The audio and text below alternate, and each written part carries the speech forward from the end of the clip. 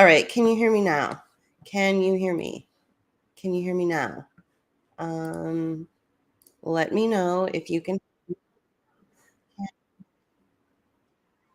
Okay, good. It sounds like things are coming through loud and clear. So that's good. Okay. So I had to do some things on the back end in order to get my audio levels working. And obviously, I'm streaming on all the platforms right now. I'm on YouTube, I'm on Twitter, I'm on Rockfin, I'm on our social media pages. And let me make sure, just one more thing here. Great. Sounds good. Okay. How is everybody doing today? It's Friday. It's beautiful out right now. I'm in Pittsburgh. Things are things are going really well on our end. I hope things are going well for you. So some of the things that I wanted to talk about today include just give me 1 second while I pull up my notes. Some of the things that I wanted to talk about today include FEDNOW, which is coming in July. The story about the Titanic submarine, central bank digital currency in San Francisco and what's going on there. And then, of course, I want to remind everybody that today at 3 o'clock Eastern time, I will be dropping the new video essay, which I completed. The patrons have had it for about a week now. So, and I've got some really good feedback. I received some really good feedback from them. So I will be dropping it to the public today at 3 o'clock. So if you ever want to see our work in advance, then please be a patron or make a donation, and we'll certainly send you our work prior to it going public.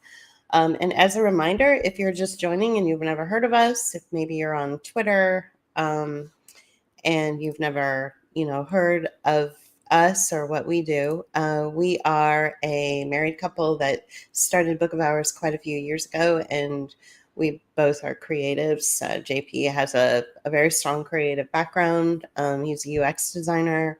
I have a strong background in writing, and I was in education for a bit, for about 5 years.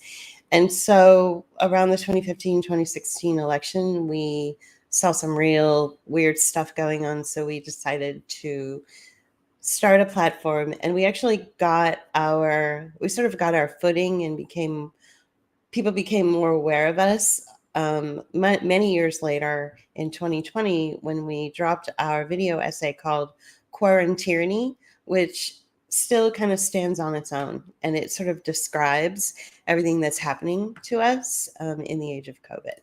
So if you want to get a better idea of what we are like, then I recommend checking out our YouTube channel, which is, let me go ahead and show you what that looks like. Here we are. So that's what our YouTube channel looks like. And you can go there and subscribe. And for the most part, we're doing pretty good. We have a couple of strikes. So I don't know how long we are for this world when it comes to keeping our content up there and not getting our channel taken down. We are going to, like I said, we're going to be streaming at 3 o'clock today, the new video essay, which is called The New Model Sadism. And I'm not sure YouTube will appreciate it. So I am going to take my chances and do what I always do and live my life and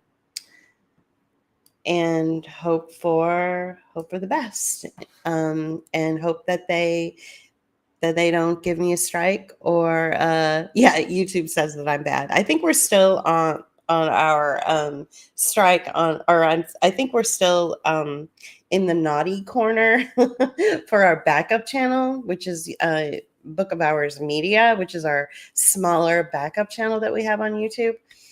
But and just as I'm live streaming now and not sharing any music and not doing anything, YouTube just now gave me a strike over something. So who knows what the heck's going on. But not a strike that would affect me live streaming, or it would not affect my channel. It's just a strike that they say I have, and that it doesn't affect me in any way. So we're constantly getting harassed by YouTube. Like everybody is, right? So I want to thank you for joining today. And so I want to go ahead and move forward with sharing the next screen, and let's talk about what's going on with FedNow. Because, as usual, a lot of people are getting it wrong. So let's see. Here we go. This person that I'm sharing, Wayne Tech SPFX, got it right for the most part. FedNow, IRS, financial economic intel. So, he tends to I tend to agree with what he's saying. We're along the same line. A lot of people are sharing false information. There's a lot of hair on fire going on about FedNow. Long story short, FedNow is basically Zelle. If if your banking institution has Zelle and you've ever used it, that's basically what it is. It's just another version of Zelle. I think it's a little bit more. I think it's more for the professional class. Like, for instance, I have a friend who runs his own business, and it's a very small business, and it's a service business, and he only uses Zelle. All of his clients pay him through Zelle. He pays his rent through Zelle. Like, he only uses Zelle for anything. And if he's not using Zelle, then he's using cash. And so that's basically what FedNow is. And if you've ever heard of ACH, which is automated clearinghouse. ACH is where you get your paychecks. So your company puts the automated clearing into the bank, and then the bank will release the funds and pay you your paycheck. So it's basically an upgraded version of ACH. I believe they're going to be rolling out the first iteration of FedNow in July of this year, which is next week. And I think it's the first iteration. I will give some people credit and say that it could be, sort of the beginning stages of central bank digital currency. But right now, what it is, it's just a payment, send and receive service, and it's optional. It is not mandatory. So banks are basically they have the option to sign up for it. And I would say that, in a perfect world, if your bank did decide to sign up for FedNow, that your bank then should turn to you and say you also have an option to use it if you'd like. If Zelle is working for you, then by all means stick with Zelle, but there is this other option. Now, to me, what it sounds like, because I look at everything through the lens of capitalism and sort of class war, to me, this just sounds like another money-making scam for the government to get some sort of funding. So they're offering this service that's called FedNow. It's basically like Zelle, or it's a much more streamlined version of ACH. But there's a monthly fee attached to it. And right now, I'm not sure how much banks will be willing to to pay $25 a month to have a service that basically does the same thing for their consumers or for their customers for free. So, like Wayne Tech says over here, the reason I bring this to your attention is because I've been seeing many say that this is a new crypto scheme to take over crypto markets. And it's just not. He doesn't recommend that you use FedNow, and I don't recommend that you use it. Of course not. It's just an attempt so that this corrupt federal government will have access to your real banking information. That is definitely something to be concerned about. So I want to say that the real definition of FedNow is just another clearinghouse system. In the same way you get your paychecks, the same way you get your retirement checks. If you're retired and you're collecting Social Security, or if you're disabled and you're collecting Social Security disability, that this isn't really this isn't anything different than that. So I wanted to just kind of bring that to your attention. And hopefully, you guys will accept that and understand that it is definitely something to look at, but it's costly. It's going to cost $25 a month to use the service. I don't see it being anything that anyone will really pick up. And I think what we need to do when we look at these programs, these services, or these systems that are introduced and offered to institutions as an option, they're not mandatory. I think we need to look at it as the way we've all looked at the real ID since 2005. Since 2005, the government has wanted us to use real ID. They've wanted us to sign up for it, and they keep extending the deadline. So for almost 20 years, they've extended the deadline. And why is that? It's because people just aren't interested. They're just not interested in having a real ID. They just want a regular either state ID or a driver's license. They don't understand and they don't accept this fact that they have to go to this sort of next level of kind of like citizenship.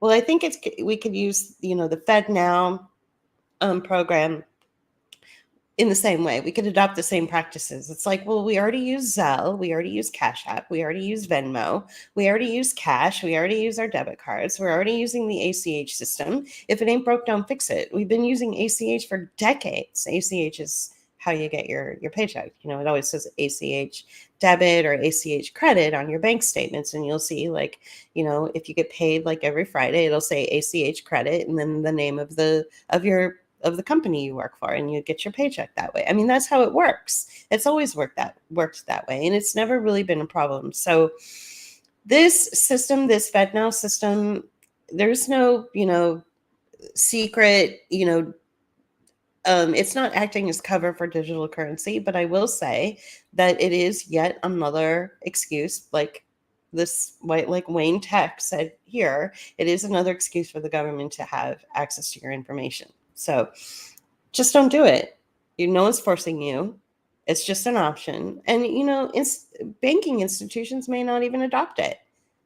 Or they may just, delegate it to their high-end clients, not to their smaller consumer clients, but maybe to their corporate clients, right? So I think that we're a lot of times we look at these things that are introduced and we just freak out, and we don't, instead of really just looking at them for what they are. So, and I am very concerned about the level of misinformation and sort of hair on fire of reactionary, like hysterical, pervasive messaging that's going on on Facebook and Twitter and Instagram and TikTok and all of them, like all of the social media platforms, even Truth Social, and all of them are just, I would say about 70% of it is not right. And maybe 20 to 30% of it, there's some kind of truth there in between all this. We just really need to be careful not to be like manipulated by people who sort of play with your emotions like that. One of the best ways that you can see how someone plays with their emotions is if they disappear off social media for a long, long time and then reappear again. That's the sign of sort of a narcissist personality disorder, a sadistic personality disorder, where they take pleasure in removing themselves from the fan base. They take pleasure in that because they want their fan base to miss them. And then they return and load up the fan base with all this super scary information where some of it's kind of right, but they're not getting it quite right. And basically what it is a manipulation tactic.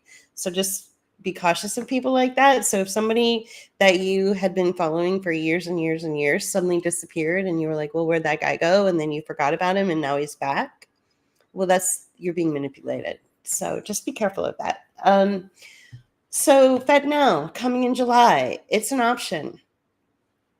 So I would say a lot of the Q conspiracy theorists out there, like Robert says, they develop those personality traits. So you can tell someone when they're sort of like QAnon. I'm not real familiar with the whole QAnon. I don't know anything about it. But what I do know is that there's personality defects that are incorporated into their social media presence. And so a lot of them are just, feds or undercover assets or agents. There's a lot of psychological warfare going on.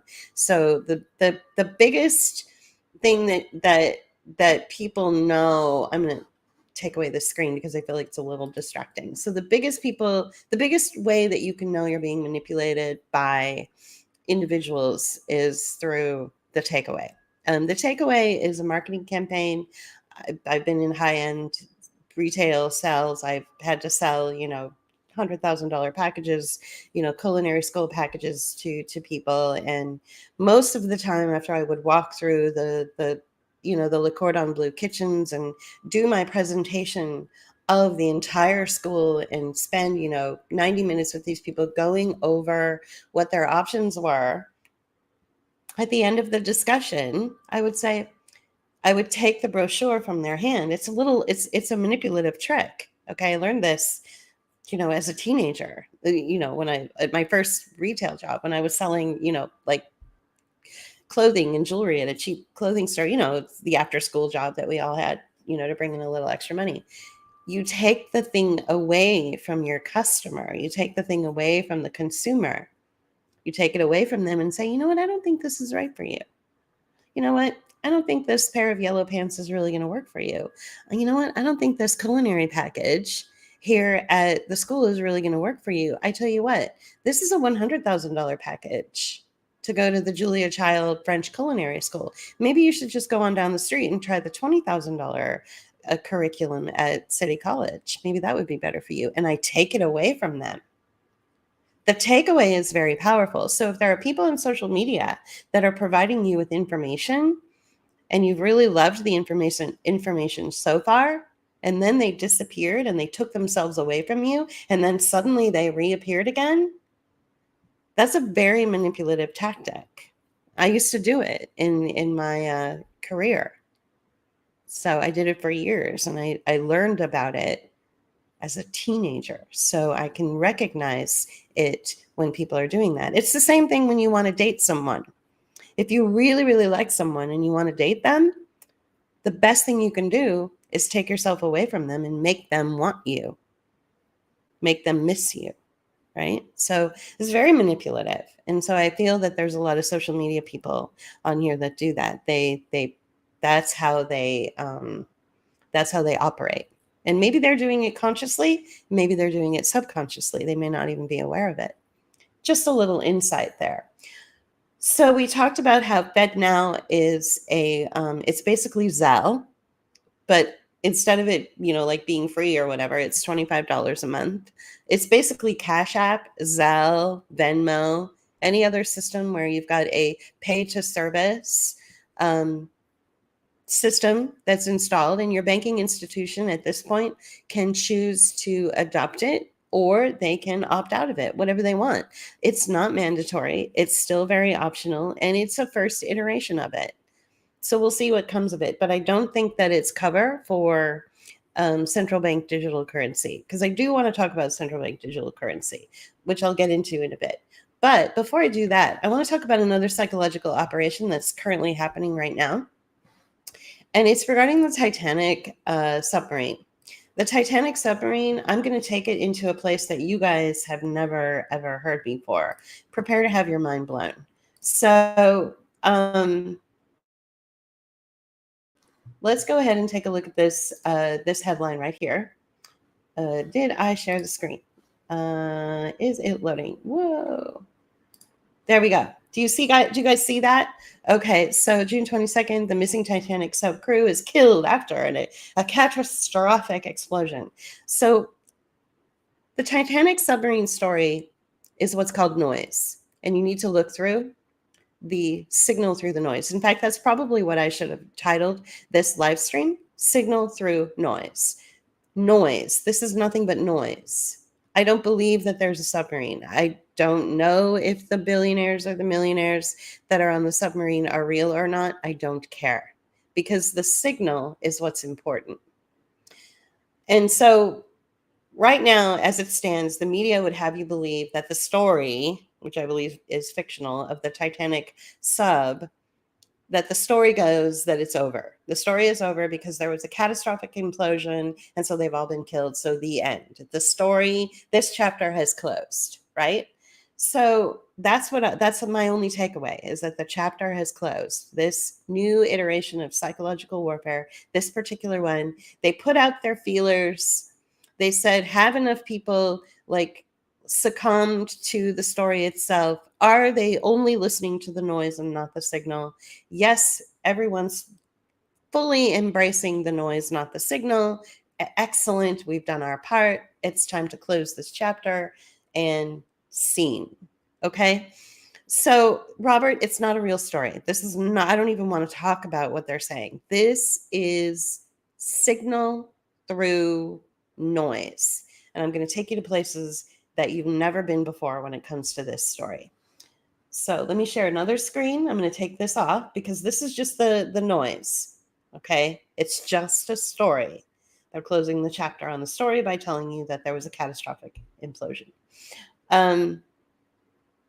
So let's go ahead and take that off the screen and let's move over to Stockton Rush. Now, who is Stockton Rush? Well, he's the guy that is in charge of the fictitious submarine called Ocean's Gate.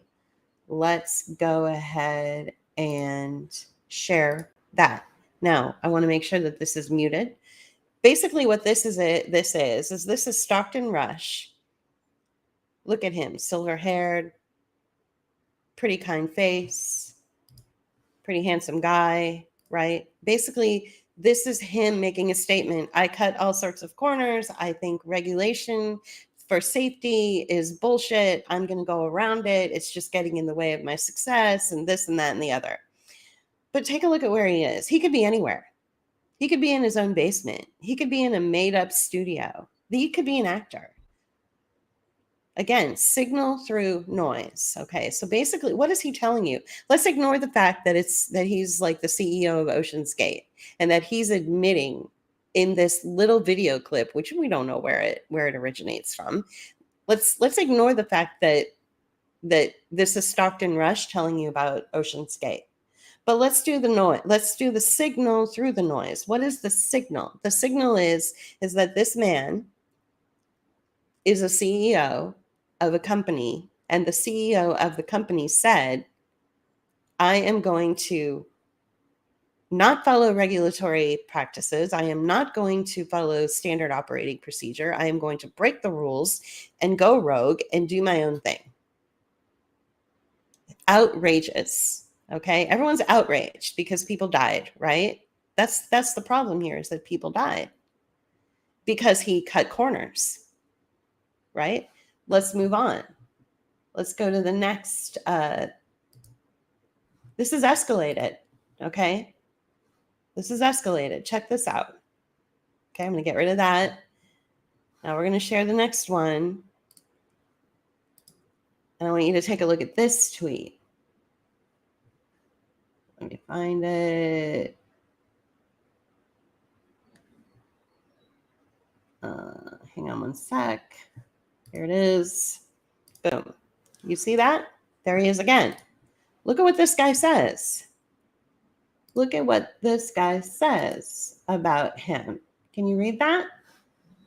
I'll read it for you if I can find it. Here we go.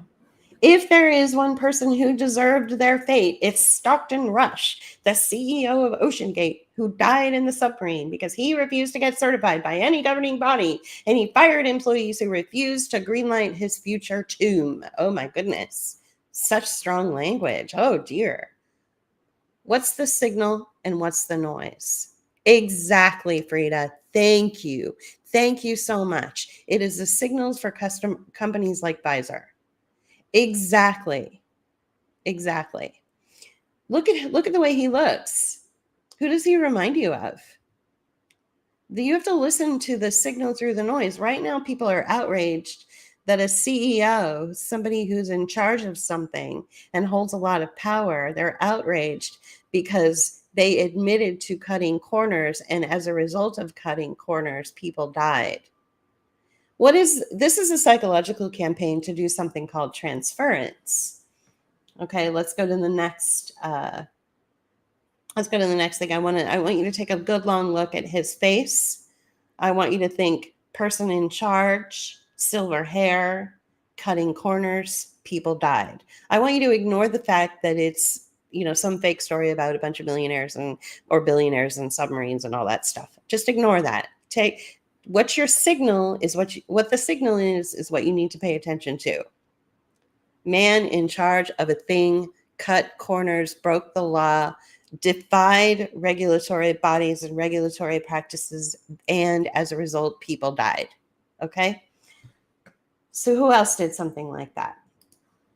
Well, now I'm going to talk to you a little bit about transference in a minute, but first thing I want to do is have my screen not freeze up on me. Hopefully you guys can still hear me. Can you hear me okay? Here we go. Sorry, my screen just froze up on me for a minute. Something tells me the powers that be don't really like it when I talk about stuff like this. All right, here we go. All right, I'm not saying he is an exact replica of this man, but this is also somebody who's basically come out and admitted that he cut corners and that he was in charge of something. And as a result of cutting corners and defying regulatory rules and all these kinds of things, that people died. Okay. They want you to do something called transference, which is the classic psychological trick. So I'm going to go into that in a bit. I'm going to describe what transference is. Just give me one sec to share that screen. I know I'm going pretty fast here, but here we go. So oftentimes when you're in therapy, your therapist will say, go ahead and project your emotions onto me, and I will take the place of the thing that is making you so dysfunctional, right? So that's called transference-focused therapy. And so this is what's happening with the Ocean's Gate story, is they want you to take the outrage that you have towards the pharmaceutical companies and towards the regulatory bodies that have all been co-opted and have all failed the United States citizenry and the global citizenry for that fact. And they want you to take that righteous anger that you have and they want you to transfer it onto this man, this Stockton Rush dude who was in charge of this Ocean Gate submarine, blah, blah, blah. They want you to redirect and retransfer your anger and your outrage, which is very justified because you're all rightly so to be upset. It is the correct emotion is to be outraged when there has been something that has been done to you as a result of corruption, as a result of all of your failed institutions, which were there originally to protect you, have all failed and capitulated to outside operatives, right? And so, and a lot of them have just succumbed to greed, right? So it's just greed. So this is what it is. They want you to take that outrage that you have, which is very justified and absolutely, the right response to this whole, mess that we're in right now. They want you to transfer it to a silly story about some billionaires that, crashed by the Titanic. They want you to forget. And so they're co-opting your pure emotions and they're transferring them onto this. So stay focused. Stay focused on what really matters. Don't let this psychological operation, which is what the Ocean's Gate story is. It is a psychological operation. Don't let it move you away from the truth. Don't let these transference-focused therapy techniques, which are incorporated into media and incorporated into social media especially, don't let them do that to you. Stay focused. You have a right to be angry. You have a right to feel traumatized. You have a right to want, vengeance on behalf of the dead or the maimed or the disabled. Don't allow them to co-opt your emotions onto the Ocean's Gate story. So no one's talking about this. No one's gone in that direction, but that's where I am. It's a psychological operation through and through. And another, I'll go ahead and take this down. And another way that you can tell that it's a psychological operation is this story here. Check this out. Let's see. So what this article did is it talked about how the teenager that was, there it is, teenager who died on the Titanic submarine was terrified, but he went anyway because it was Father's Day. Okay, so what's the noise and what's the signal? The noise is that they're trying to, again, Sean, but Julie, we can't handle the truth. I know, right? Not too many people can. So hello, everybody tuning in. Thank you. I'm on all platforms today, so there's more people in the chat than usual. So I want to thank you for joining. So if you just don't pay attention to the noise and you listen to the signal, what does this headline tell you? This headline this is what I got. This was my takeaway when I read this headline. But little Johnny and little Billy and little Susie and little Robert and little Desiree, I need you to go get your shot, your flu shot for school. Do it for mommy and daddy and make us proud. And when you're done, we'll get you some ice cream. Didn't we all go get ice cream after we had to have our shots? Remember that? So that was my takeaway from this headline. The teenager was like, I don't want to go. I'm scared. Just like every little baby and every little child knows instinctively, their little bodies are screaming out, do not put this toxin inside of me. Do not inject me with this poison. And they scream. I think Tom Cowan, you guys know who he is.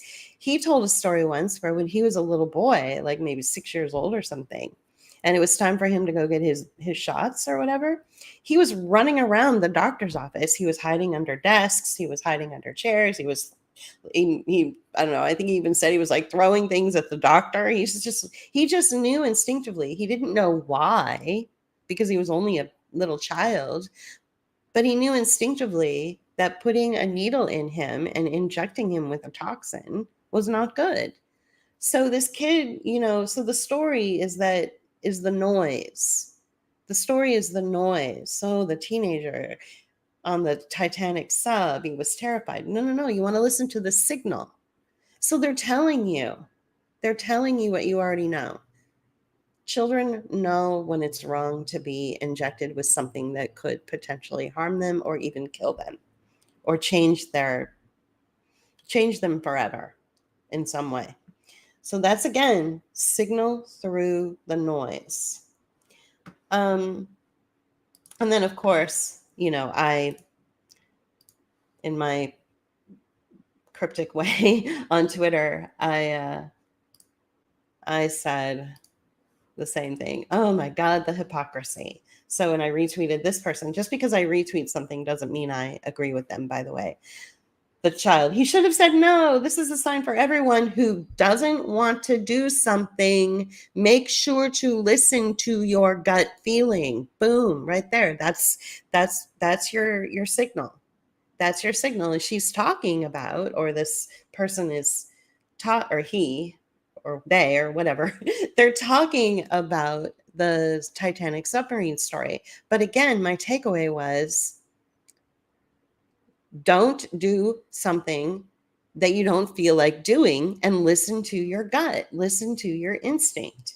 Okay, so why is it okay for them to co-opt language that you had felt within you, like you felt within you, within your gut, within your instinct, your responses to this entire COVID operation and all the operations? You knew that they were wrong.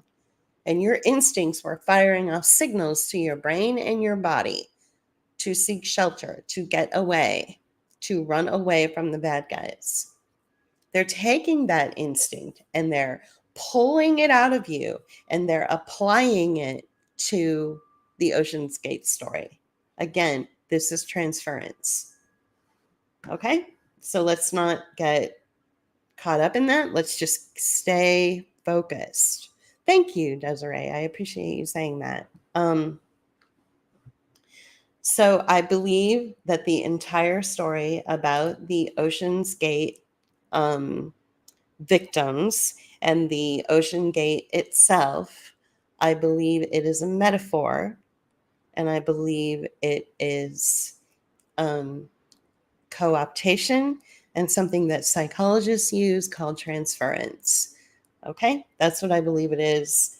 And I would like it if more people could look at headlines and even look at social media posts from your favorite people, would look at all of that information that you're getting, because you're getting a lot of information. It's almost like you're being attacked with information. If you could separate the signal from the noise somehow, that would be really helpful. I think a lot of people would have a different way of responding to the noise if they could hear the signal through it. Okay, so what was the next thing that I was going to talk about? Alrighty, so there's a document that is from MIT, and it's from like a year and a half ago or so. Let me grab it. This is about central bank digital currency. And I'm not saying that any document is better than the other, or that any information that people are sharing is any better than any other information that people are sharing. But there are certain steps that have to be completed before you can get to CBDC. And JP and I did a very short 6-minute conversation at breakfast the other day. The sound was horrible, but it talked about the interledger. Okay. And so this 7-page document called Our Digital Future from the Internet to the Interledger is part of the component to move you into central bank digital currency. Central bank digital currency is going to be run by AI. Okay, I don't want to get too far deep into this. We're not there yet. But the evolution from the internet, from a communication to a transaction. So right now the internet is communication driven. The goal is to make it transaction driven, okay? The interledger is the thing that will help it do that. And the interledger are part of these trust chains, which are trust agreements and blockchains, okay? There is no doubt that this is coming. I'm not saying it's not coming, but what I am saying is that for those people who are, sharing information about the BIS, which is the Bank of International Settlements, again, they're looking at the noise and not the signal. The Bank of International Settlements themselves has even said that we're not there yet, but these are the goals. And just because they have a lot of fancy graphs and they have a great marketing team to make it look really slick and scary, doesn't mean that there's anything really behind it.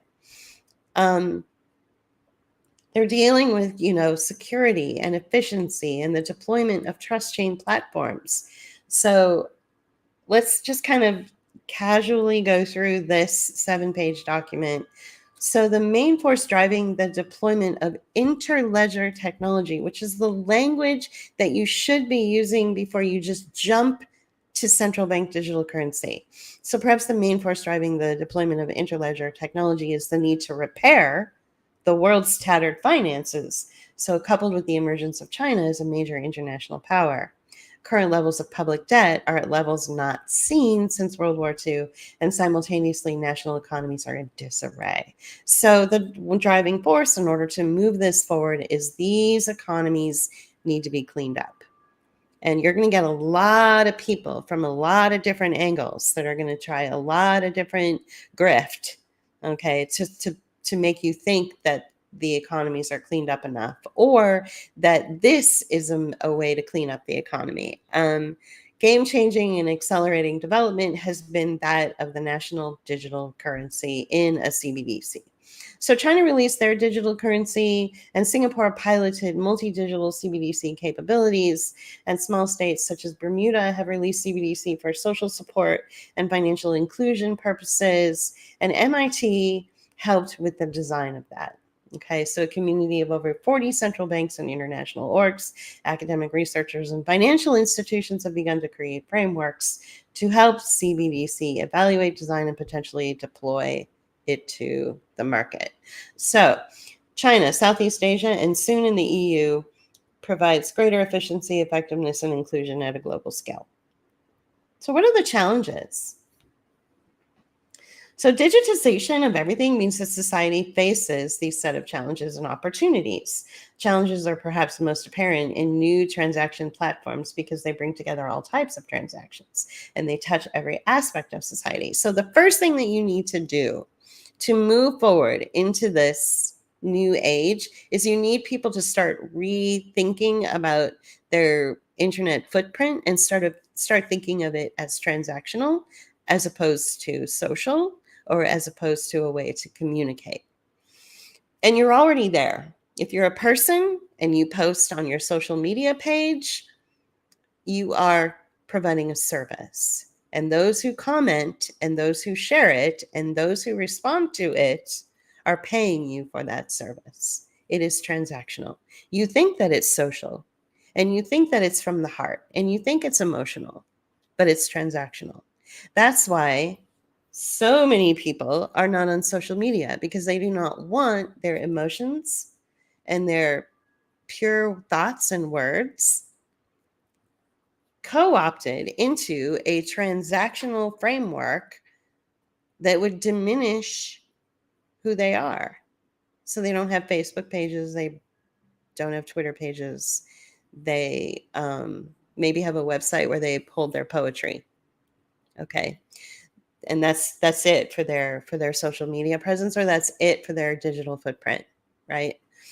So every time I see somebody who shares something about themselves, even if it seems really innocuous, and that person gets 300 responses, and then that person gets hundreds of comments and dozens of shares, I only think of it as transactional. So you're already being trained to live in a transactional world anyway. You're there. So I would argue with this 7-page document from MIT. There are no challenges when billions of people have adopted the practice of a transactional relationship through the tool of social media. So these are complex. And another dimension which society needs to attend to is the overall velocity of change. Driven by exponential increase in networked technologies, velocity of change within the geopolitical and social context is unprecedented. The rate of change within the private sector has accelerated as new transformative and highly collaborative business models are emerging. So things are moving forward.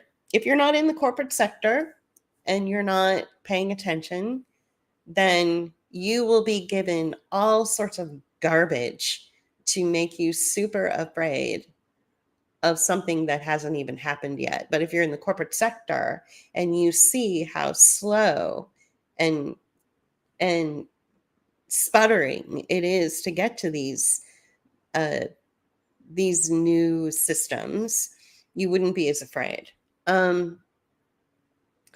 They do admit in this MIT page that you need international standards and governance. So this is where you've got certain legislation that has been introduced into Congress, saying if we adopt CBDC practices, then we can't lose our sovereignty. We can't lose our option for cash. We can't lose we have to keep, the American standard of privacy and all this. We have to keep that first.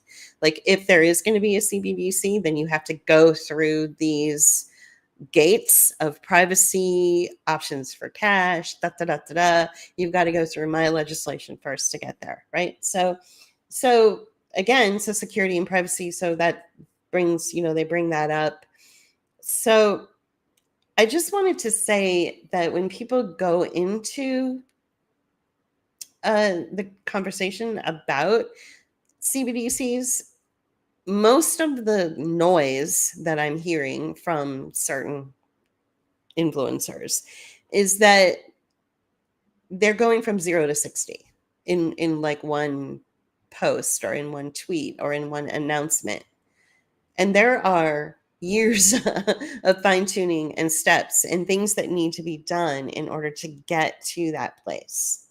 You should be talking about, transactional internet in order to even get to the next phase of it. Now, JP and I personally believe that central bank digital currency will be monitored and managed by AI. That's what we think. And also, we don't have the infrastructure for it yet. We don't have the talent and we don't have the mechanism to bring it out. So that's why we need, like it says in this 7-page document here, we need to corroborate with Switzerland, with China, and various other countries who do have the technology and have rolled it out as a test balloon or as a trial balloon and have tried it out on their citizens and on their communities. So, because we want the assurances that it's going to work. The United States wants a sure thing. If they're going to put money into something and they're going to make drastic changes, and I'm going to talk about those drastic changes in a minute, and they're going to open up spaces for these agents of change, you can call them, whether they come out of China or Switzerland or wherever. If the United States is going to open up its borders for these people, these high earners to come in and build the AI in order to introduce this kind of currency operation, then we need to make sure that it's a sure thing, right? Let me check the chats, see where everybody is right now. Come on, feel the noise, girls, rock your voice. Yeah. So it's crazy. It's crazy what's going on, and things are happening super fast. So let's take you over to, it's not going to seem related, but it is related. I'm going to take you to the next thought process on central bank digital currency and the introduction of AI into our systems so that they can manage and monitor and actually sort of create central bank digital currency. Problem is my screen is kind of frozen up again. So I need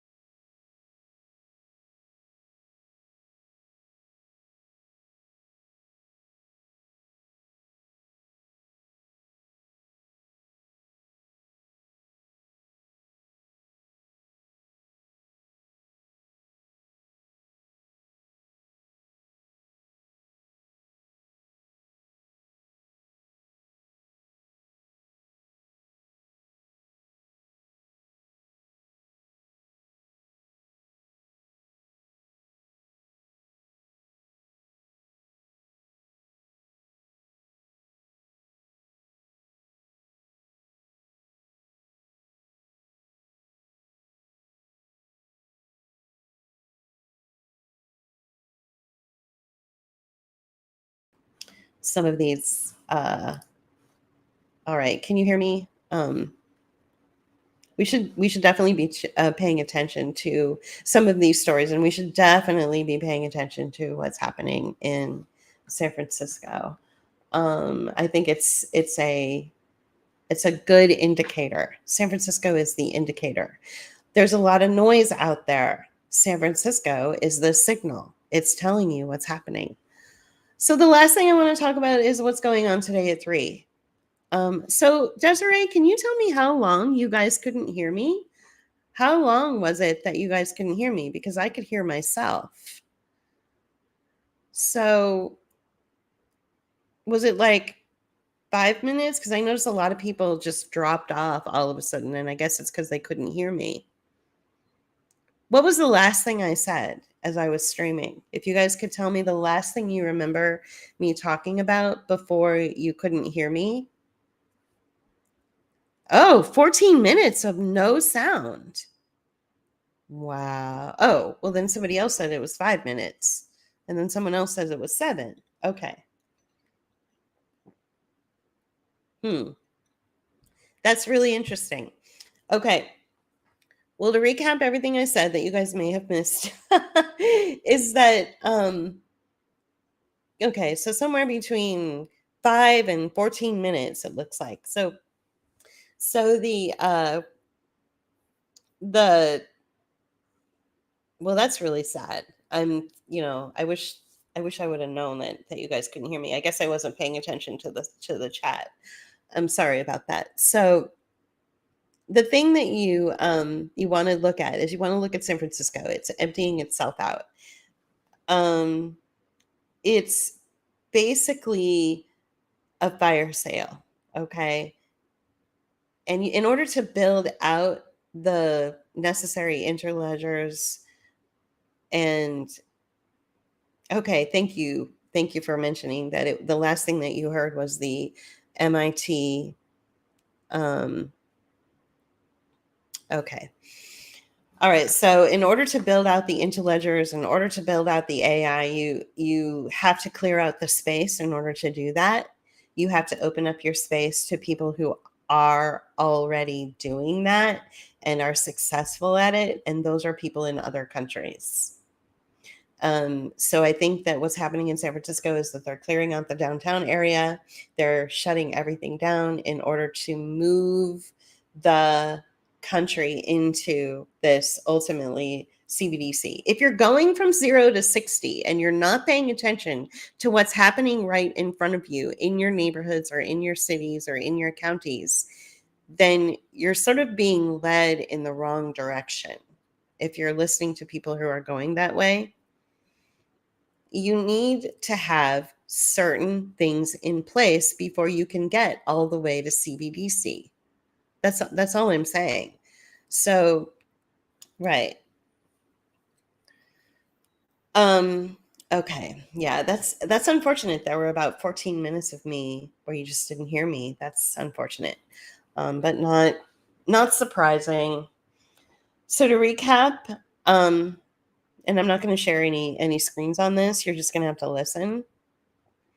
To recap what I said was FedNow is like Zelle. FedNow is coming in July and it's optional. And it's like Zelle, or it's like Automated Clearinghouse, which is ACH for short. ACH is how you get paid with your paycheck or how you get paid with your benefits if you're retired and get Social Security or something. So FedNow, that's all it is. It's just another version of Zelle. It's just another version of Cash App. It's just another version of Venmo. And it's an upgraded version of ACH, which already exists, which the government already uses to pay you your checks. That's all it is. It's just a better version of that. And it's optional. It's not mandatory. Okay, so there's that. The second thing I talked about was how the Ocean's Gate story is a psychological operation. It's not about Ocean's Gate. It's about how a man with a lot of arrogance and a lot of hubris decided to circumvent regulation, and safety standards. And as a result of that, people died. That's your takeaway from that story. The psychological operation in it is that there's something called transference that psychologists use when you're sitting down with your psychologist and you're having a dysfunctional time in life, like you're having some kind of dysfunction. The psychologists will say, let's do something called transference, where you take the thing that is making you dysfunctional and you apply it to me, and let's work through this dysfunction through transference. Well, that's exactly what's happening with the Ocean's Gate story. They're taking your very real and justifiable anger towards what happened in the COVID operations, where people circumvented regulatory practices, circumvented safety practices, and circumvented the way things should be done. And as a result of that circumvention, and as a result of greed and hubris, people died. And so you're angry, justifiably so, at that. What the psychological operators want to do with this Ocean's Gate story is they want to co-opt that anger that you have towards, whether it's Fauci or whether it's the FDA or the CBDC or all the regulatory bodies that have been captured and aren't doing what they're supposed to do. You're all angry at them, justifiably so, and they want to apply that anger towards Ocean's Gate. You're being co-opted. It's called transference. Okay?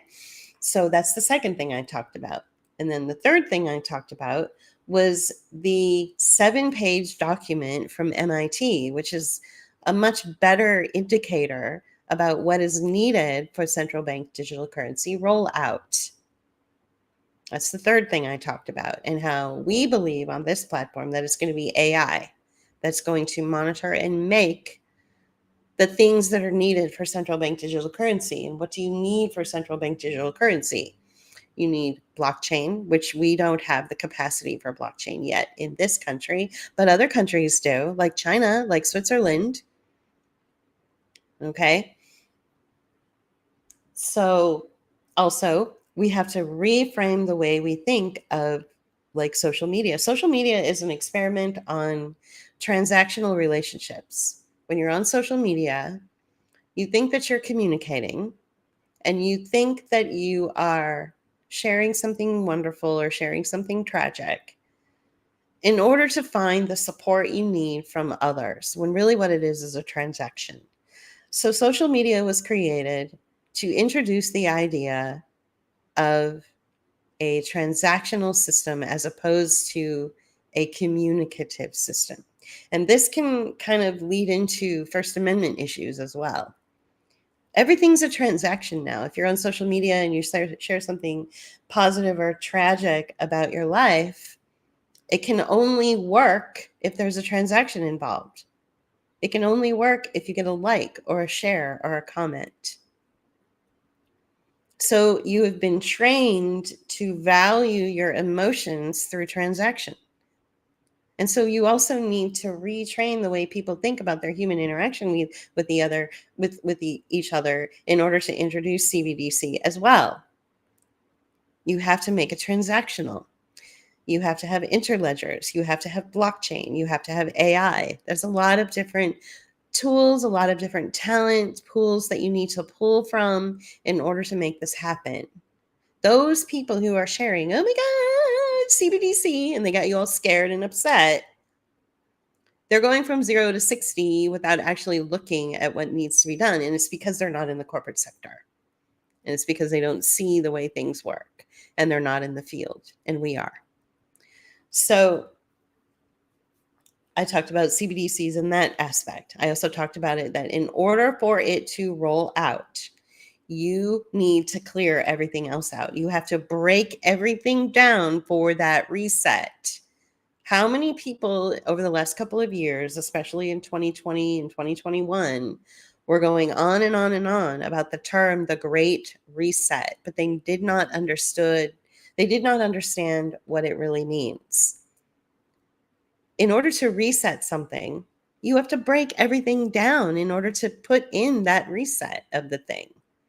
And so that's where San Francisco comes in, the fire sale, clearing out every single, you know, giant building, every single business, everything from corporate, retail to small independent retail to banking infrastructure to tech companies to startups.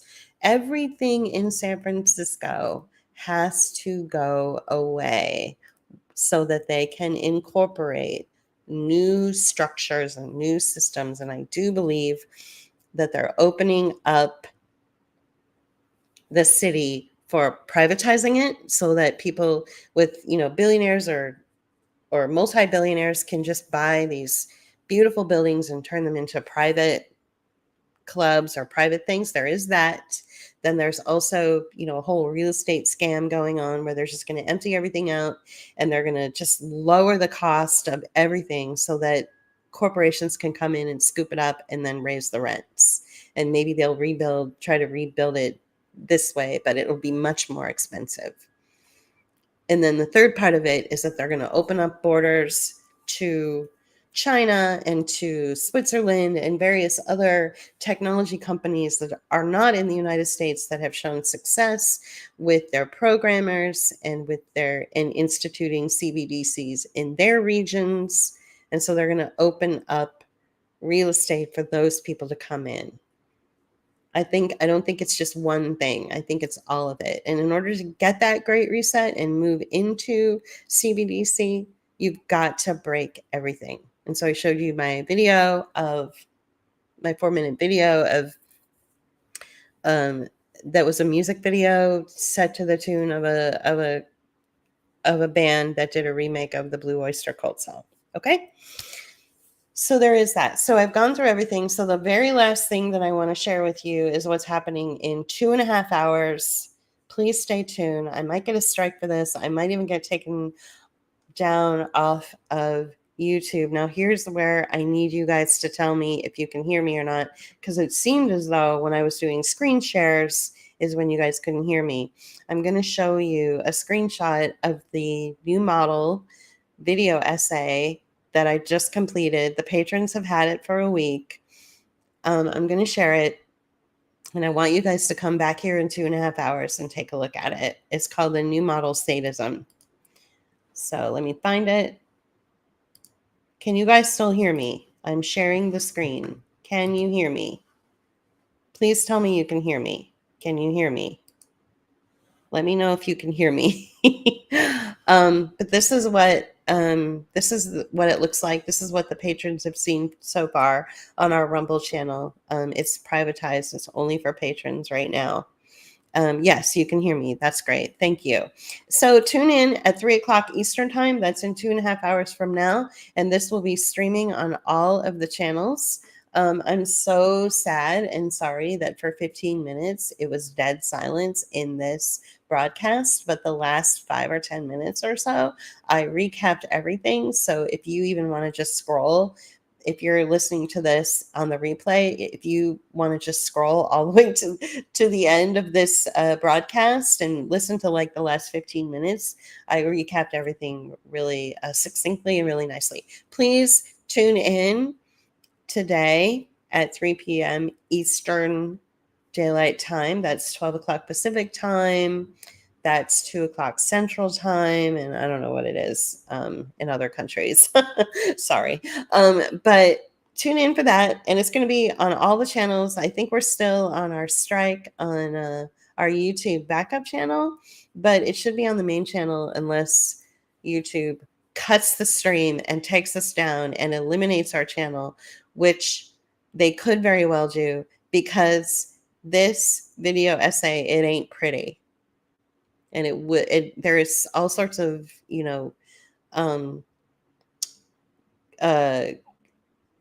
warning. There's a warning page like before you even get to the video essay, which I made specifically for YouTube. Like, this content may be difficult for you to watch, so just keep that in mind.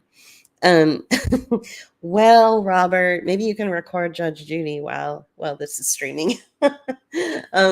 So Thanks for listening today. I appreciate your patience with me as I work through these, through the technology, which sometimes does not work in my favor.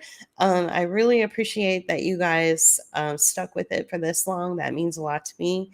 And let's come back here in about 2.5 hours to watch the streaming of this brand new video essay called "The New Model Sadism." See you in a couple hours. Bye.